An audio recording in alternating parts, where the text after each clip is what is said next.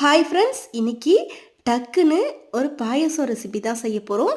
பேனில் 2 table spoon நெய் விட்டு, நெய் நல்லா சூடான பிறகு முந்திரியையும் திராட்சையும் சேர்த்து பொன்னிறமாக வறுத்து எடுத்துக்கணும். நல்லா வறுத்து எடுத்த பிறகு அதே நெய்யில் 1/4 கப் அளவுக்கு ரவையை சேர்த்து அதையுமே செவந்து வர அளவுக்கு வறுத்துக்கணும். இப்போ 1/2 கப் தண்ணி சேர்த்து ரவை வேகணும். ரவை வெந்ததும் ஒரு தடவை கலந்து விட்டுட்டு 400 ml பசும்பால் காய்ச்சி வச்சுருக்கேன், அதை இது கூட சேர்த்து கட்டி இல்லாமல் நல்லா கலந்து விட்டுக்கலாம். ஒரு 2 to 3 நிமிஷம் கொதித்த பிறகு இனிப்புக்காக 1/2 கப் அளவுக்கு ஜீனி எடுத்து வச்சுருக்கேன், அதை இது கூட சேர்த்து நல்லா கலந்து விட்ட பிறகு ஒரு பிஞ்ச் மட்டும் உப்பும் 1/2 டீஸ்பூன் ஏலக்காய் பொடியும் சேர்த்து கலந்து விட்டுட்டு கொஞ்சமாக ஒரு துளி அளவு மட்டும் பச்சை கற்பூரத்தை சேர்த்துட்டு நம்ம வறுத்து வச்சுருந்த முந்திரி திராட்சையை சேர்த்து கலந்து விட்டுட்டு ஸ்டவ் ஆஃப் பண்ணிட வேண்டியதான். டீ போடுற டைமுக்குள்ளே ரவை பாயசம் ரெடி ஆயிடுச்சு.